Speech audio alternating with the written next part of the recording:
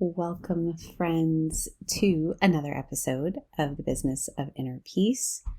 I am so honored to have my very first guest on who has agreed to live coaching that was recorded for the purpose of sharing it here on the podcast. The intention of this was really to allow you to hear what it's like to work with me. And oftentimes, when we hear what someone else is struggling with, it helps us have insights into our own life, and that can be really powerful. So I'm super excited to share this episode with you.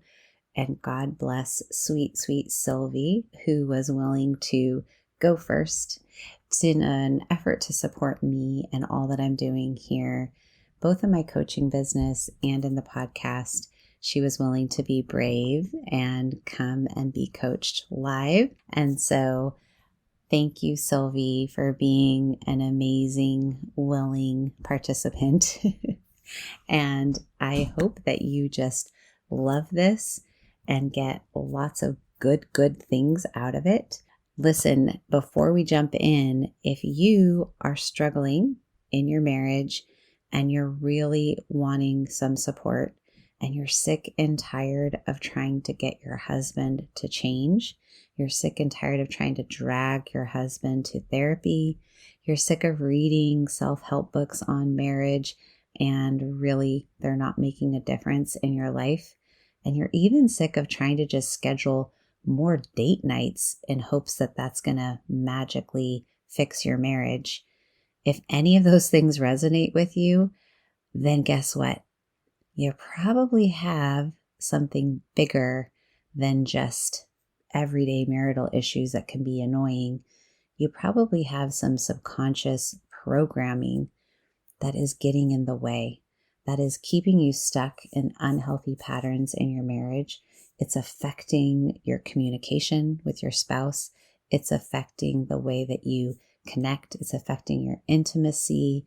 And you probably feel a little bit more like roommates than soulmates. So if that's you, let's talk, because I'm your girl. I am here to support you through this. And I have an amazing program that can really help you tap into identifying your subconscious programming and rewiring it so that you can have an amazing marriage that you do feel seen and heard in, that you feel more connected and your communication is better and you're actually excited for a date night because you know that you're going to enjoy it. So if that's you, reach out to me. Let's talk. Go over to ErinJeanBooking.com and you can schedule a one-on-one with me. It's absolutely free, and I'll help you create an amazing blueprint for your marriage so you can really identify where you want to go and how to get there. And without further ado, let's dive into today's episode. Welcome to the Business of Inner Peace. I'm your host, ErinJean, and I'm so glad you're here.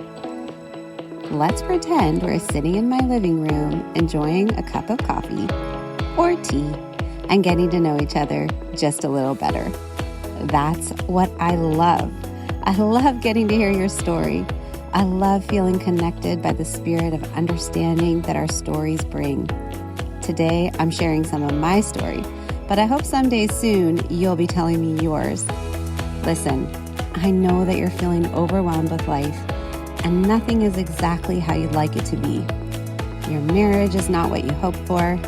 Motherhood is harder than you imagined, and you've lost yourself somewhere in the mix of responsibilities. Well, if you're ready to bring some more peace and joy into your life, reconnect with God who made you, and start living a life you love, then grab your cup of coffee or tea and let's dive into today's show.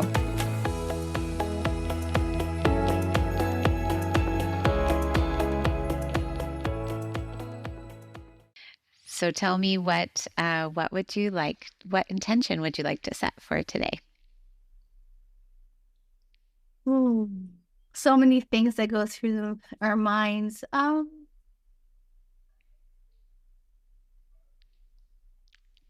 believe the fear of rejection and abandonment so that it actually kind of clears a path for me being able to really dig into my authenticity and not being afraid of the consequences and just trust that it's okay to be me. Yeah. So say it one more time without any of the negative, without any of what you don't want. Yeah. Say it as like, I intend to be. I intend to be authentically myself in full confidence that it's a safe place and it's okay. Yes. There it is. I love that. Good. Um, I intend to be a safe space for you today. And it is my intention that the work we do together will bless someone else's life. And so it is. Love it.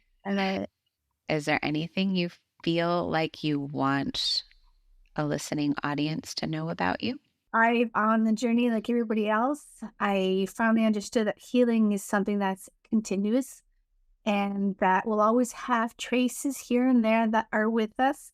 And it's how we deal with them that makes a difference, and accepting that they're there wholeheartedly and just welcoming the moment as they come. And it's just been a long journey. It was a while till I caught on, and the day that I did catch on to that, things started changing and life started shifting. But yeah, Hmm, that's cool.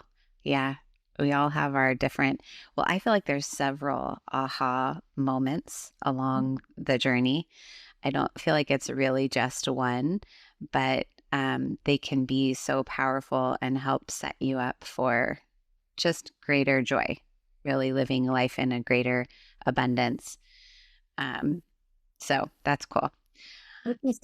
once you start tasting the aha moments, you actually believe in them, and then you look for them more, and then all of a sudden you start like identifying and spotting them, and you're like, oh, there's one. And I think it's just like a contagious thing that starts to unfold, and Hmm. I have gratitude towards them the more they come. Yeah, I've found that I need to hear some of the things over and over and over again. And it's been a beautiful gift, like being connected to people like you and other people that are just in the space of like just being committed to growing, right? Having a growth mindset, because often they will say that thing back to you, the thing you already know, but you just needed to hear it again. And I just think that's really cool. Like, there really is, there's never a place where you've like arrived, right? And you're like, oh, yeah, I know that. Like, even if you know it, you are going to need to hear it again at like some point. So I like that That thought. holds so much truth. um, okay, so tell me what you want to work on today. It sounded like a little bit around fear, maybe, or um, fear of being fully seen, fully known. What do you think? Well, as the past few months, we've been on a healing journey and we've been on many things. There's some that came up, and I know that it's unfinished business, but I think it's so much better. But it had to do with my mom. And I had to grieve my mom 3 times. The mother, unfortunately, that I can say, well, back then, I wish I had. Today, I understand better that she did the best she could. The mother that when we both stopped talking, that lasted 4 years, and then she got diagnosed with cancer and then passed away. And so that was another form of grieving because she didn't want to reconnect. I think on the 3 levels of grievances, I've really come a long way, and I get that she did the best she could, and all of what what we've been learning and growing with. But I think it still resides that I'm afraid sometimes to be me. I don't want to disappoint anybody, and I know the pain that I suffered, and I don't want other people to suffer. So I'll overlook a lot of my boundaries. I'll overlook a lot of things because I don't want to be the cause of the suffering to anyone the way that I was hurt. And then I don't want to be rejected. I don't want to reject anyone. So I think it's still there. finding balance in all of that together. Yeah. So talk to me a little bit about what happens for you physically when you can start to feel that you are either the cause of someone suffering, Mhm. or to me, what it really sounds like is it's like a level of rejection. Does that resonate? The combination of both. I Yeah. know what rejection and abandonment kind of feels like, and I don't want to end like I don't want to be that person to ever. So closing doors or respecting myself for me is like I'm rejecting them. I think I just would um yeah, it goes deep. So obviously it's still there. Do I wish things were different? I don't. Would I have liked it? Yes, absolutely.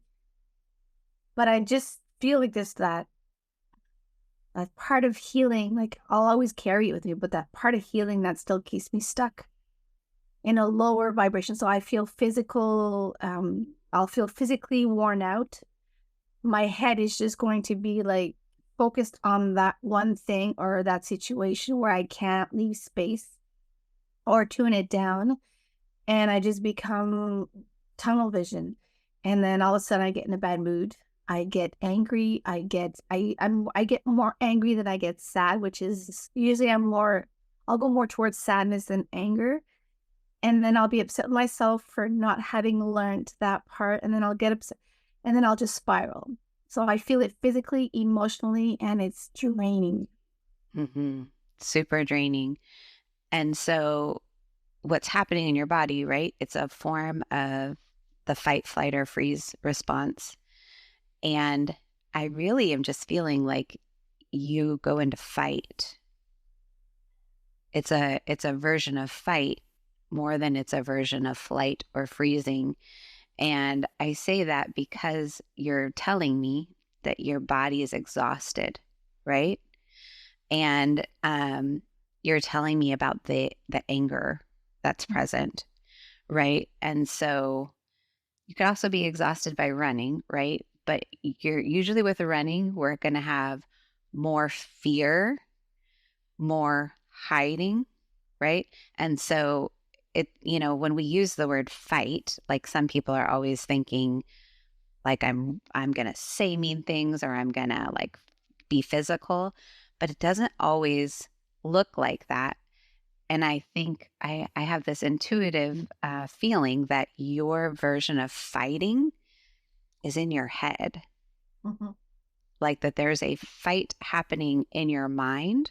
And what's going on in your mind is really the thing that is draining you. Is that true? Absolutely. You're spot on.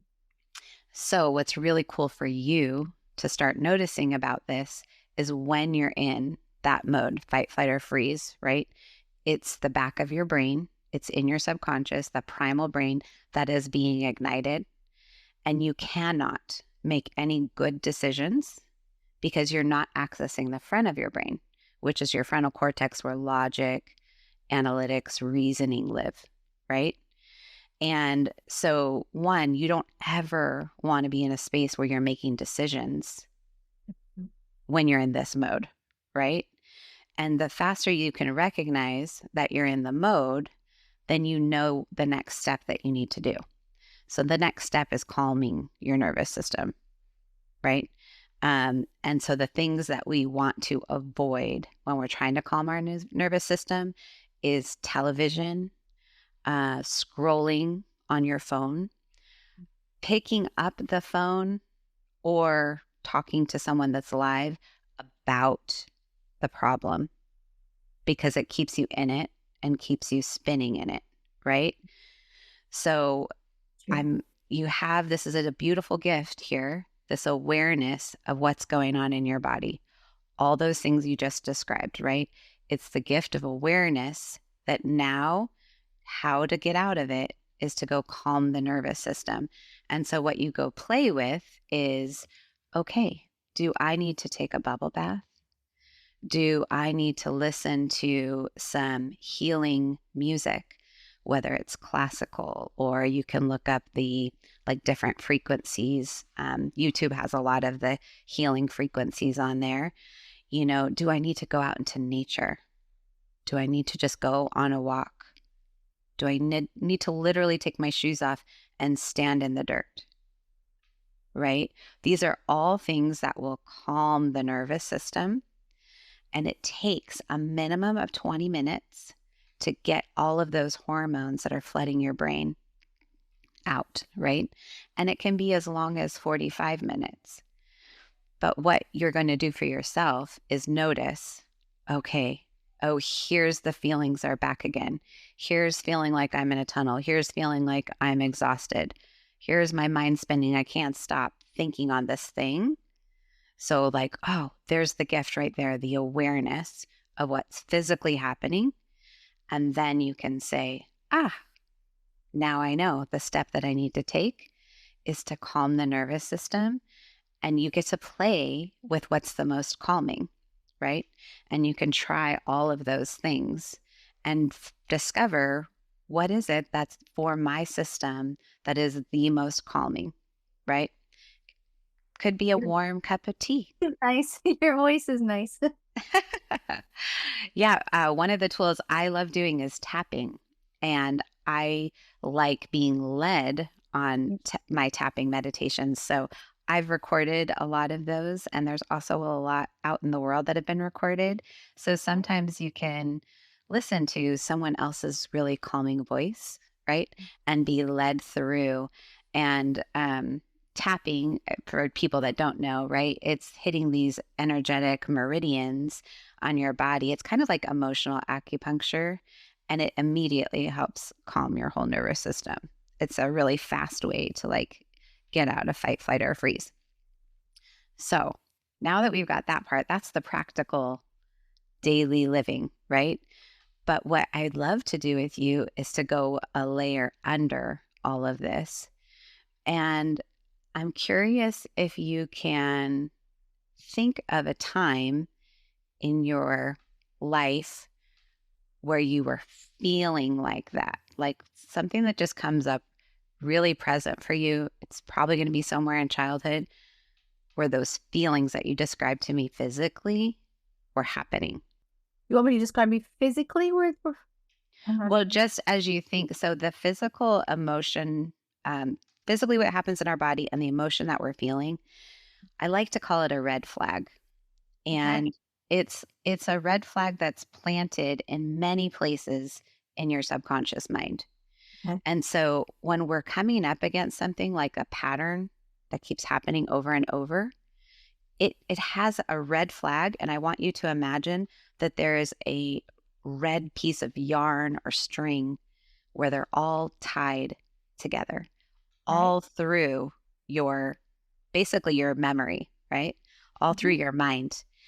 And oftentimes our logical mind is like not noticing this. Okay. Our subconscious mind knows all of them, right? But when we can just identify, when did I feel this way, both emotionally or physically, or just one of them, somewhere back in my past where it's like, oh, that's a really strong memory. Like I remember feeling like that here. What comes up for you? Going back, I mean, my whole childhood was pretty much we were 6 kids, and we basically raised ourselves. We had a father who was an alcoholic, and then my mom was just unemotionally available, and she didn't want to have kids to begin with, so she had 6. But I just remember her leaving for days and days without telling us what was going on, because she just needed to escape, and just not knowing if she'd come back, and us being with her father that was under the influence and not really present.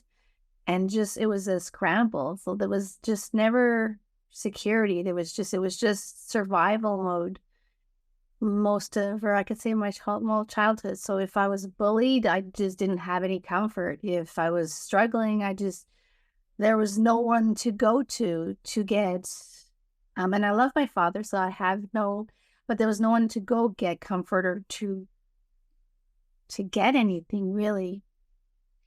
And so where do you think, like, what would little you do to survive in that situation? How did you make it through? Well, today I get it that is definitely my higher self that was leading me, but I think it was just survival mode.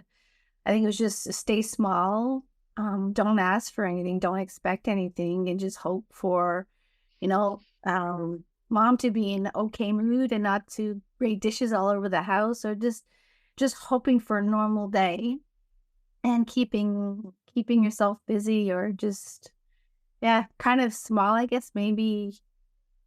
Now that you're making me think about it, just invisible so that you don't cause anything. So, would it be safe to say you were inside of your head? Most definitely. What Okay. if dad gets home and mom gets mad, or what if mom gets mad? So it's always like, I know it develops some post-traumatic stress disorder because you're always trying to prepare yourself for the worst scenario, what if happens and whatnot. Um, Yeah. that was always in my head. So, do you hear the similarity? You told me, you know, when you're experiencing these things right now, and you're like, we've identified you're in fight, flight, or freeze mode, right? You're fighting, we kind of identified it's in your head, right? Yes. Okay, I get it. You're Yes. you're spiraling. And so as a little girl, your survival mode, which you were in fight, flight, or freeze there too. You were in survival mode, right? It was to be quiet, to be small, not to be noticed, right? Because we started off this with you want to be seen, right? And accepted for who you are. So your wiring is to be quiet, to be small, not to be noticed. Your survival technique was in your head. Okay. You didn't tell me you went and talked to one of your siblings. You told me you stayed quiet. So the conversation that you were having, right, was in your head. So it's important to know that, like, first of all, we're going to say, bravo, little Sylvie. Like, good job. She did it. Yes. She survived. Because you and I are here talking right now. So So, we know that she survived. And we're not going to label anything that she did as wrong or bad because it worked. uh-huh. She did her job and she survived. So it's lovely. And we just send her gratitude because she did great, right? But we want this new part of your mind, right? This adult part of your mind to know and understand that she doesn't have to do it anymore, that she now can stop using these techniques as a survival mode. Because the truth is, that's how she got wired to survive. And our subconscious mind, it's its purpose. It wants to keep us quote unquote safe, which Mhm. is really just means alive. It's not like all warm and cozy and loved. It doesn't have an opinion about good or bad, right? Yeah. So it just wants to keep you alive. And what worked to keep Sylvie alive was for her to be small, to stay in her head, to deal with problems alone in her mind. That's what worked. And so your mind is like, I'm going to do that forever.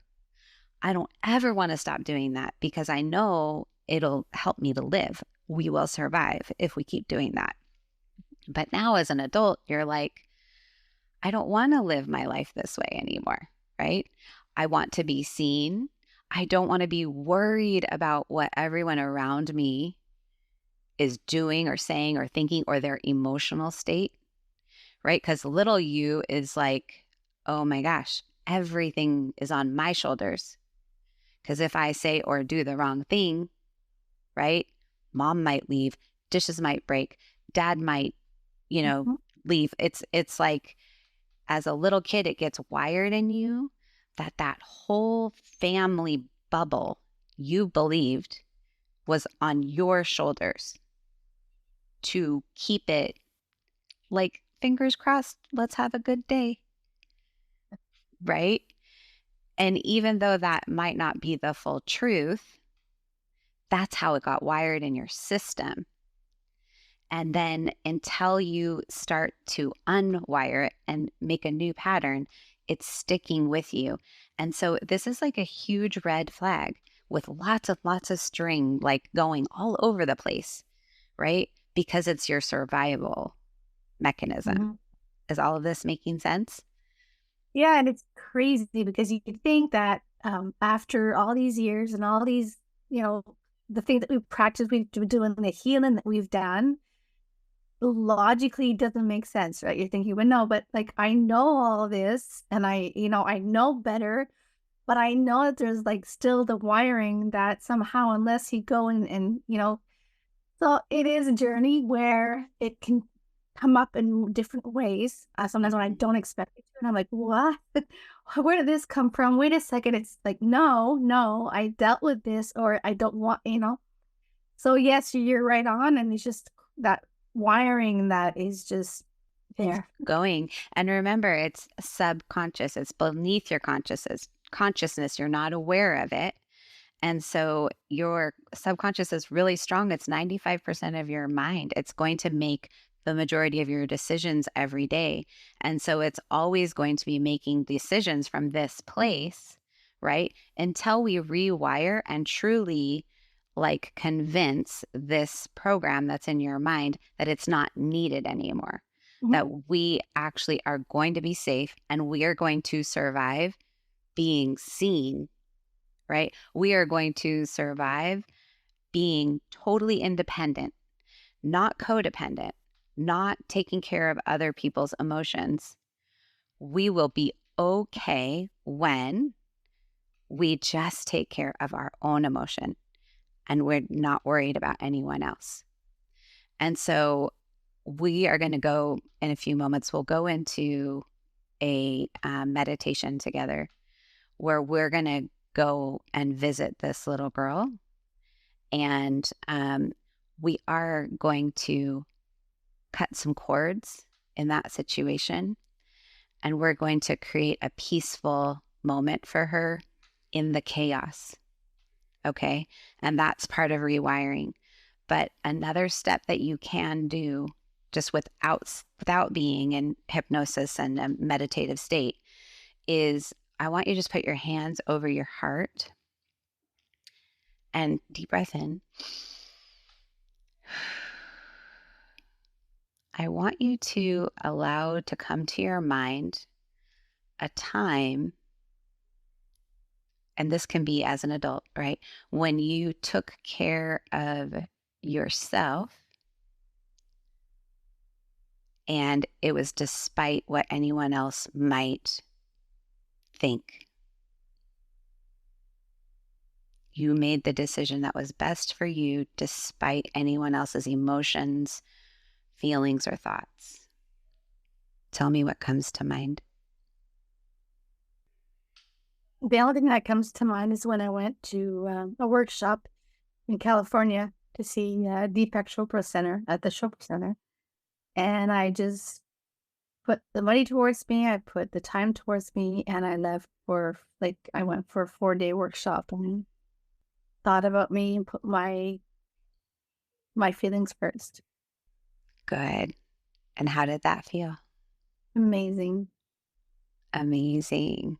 Uh, And you survived? Yeah. So just asking mind here to notice, look at that. We can be focused on self and make decisions without being concerned about how they affect others and survive. The more that you ask that question of yourself, the more scenarios are going to show up.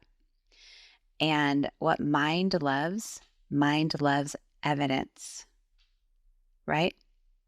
It loves the evidence.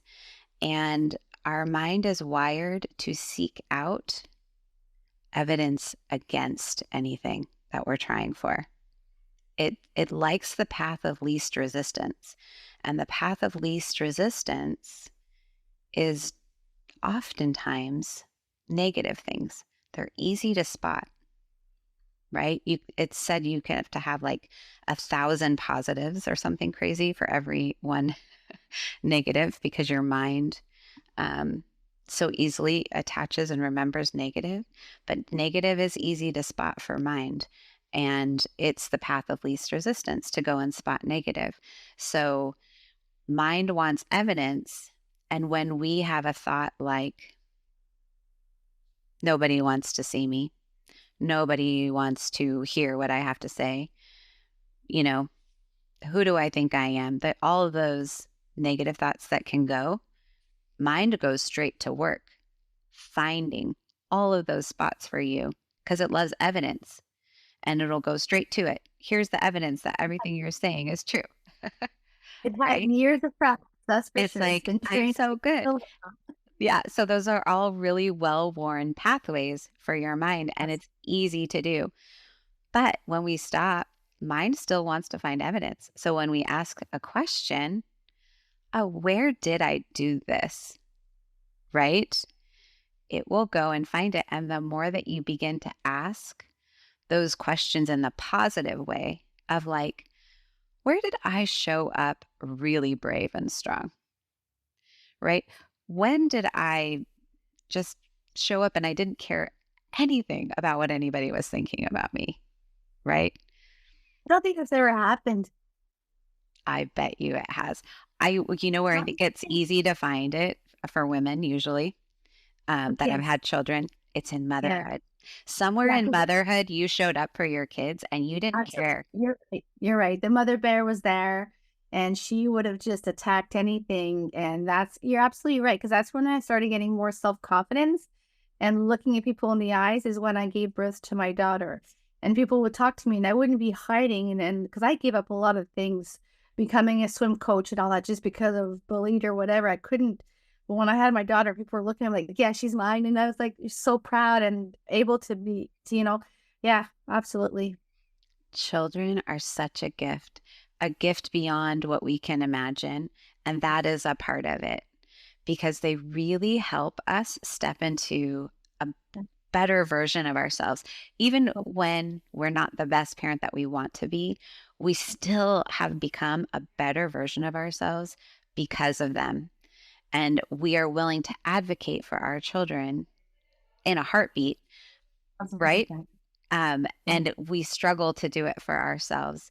And so it's always a beautiful reflection to see like, oh, that was part of my journey too. If my children are worth fighting for, I'm worth fighting for, right? And at first, the evidence that your brain finds might be mostly in motherhood because you easily do these things as a mother for your children. But I believe that it will pop up in other places. And just a really lovely practice is every time you find it, hands over heart, right? Okay. And reminding brain and mind here, haha, we survived. Look at that. Yeah. Because this is new evidence. That's how we make a new program, a new pattern. Now we're building a new neural pathway showing brain there's evidence that when we behave in this new way, right, we'll survive. And that's all that this part of your mind wants to do, right? It doesn't have opinions. It doesn't say, well, surviving, that was great. I loved it. We were living the best life.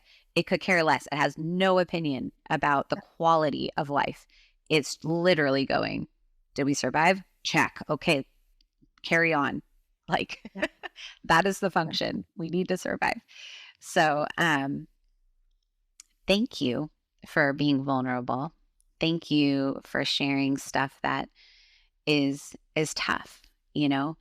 And you're a beautiful shining example of we all have these things. Some might seem more traumatic than others, but no matter what, your little child had to do something, right, to survive. And we always applaud that because you're here. And it's not about good and bad, right and wrong, all of that. We're just like really finding clues and evidence and finding where the red flags are. So you're a really good example of it doesn't have to be like scary and horrible, right? But it can be helpful. So, why don't we move into going and doing a little bit of meditative work with your little girl, if you're okay with that? Sure. And I'm going to go ahead and pause us there. Thank you again, Sylvie, for being so brave and open and vulnerable with us. I really hope and pray that someone out there got some golden nuggets out of today. And I want to close us off with a prayer. Dear God, I just lift up Sylvie to you. I ask that you would bless her in a mighty way for her bravery. I ask that you would use all things together for her good, that you would wire these new patterns and way of being in her mind and help those old patterns and way of being dissolve easily and quickly. We thank you for this ability to take every thought captive and to renew our minds. And I just pray that all of us can do a little bit better today and each day forward as we continue on this journey. Amen. I hope you enjoyed today's episode. If you're feeling blessed by the content here, the number one way you can show me is by leaving me a written review of the show. I'd be forever grateful. Knowing that you're out there listening helps me know that I'm truly living out God's purpose in my life. The other thing you can do is take a screenshot of this episode, share it with a friend, or better yet, tag me on your Instagram stories. Remember, you are seen, known, and loved. May God richly bless you today. All my love, ErinJean.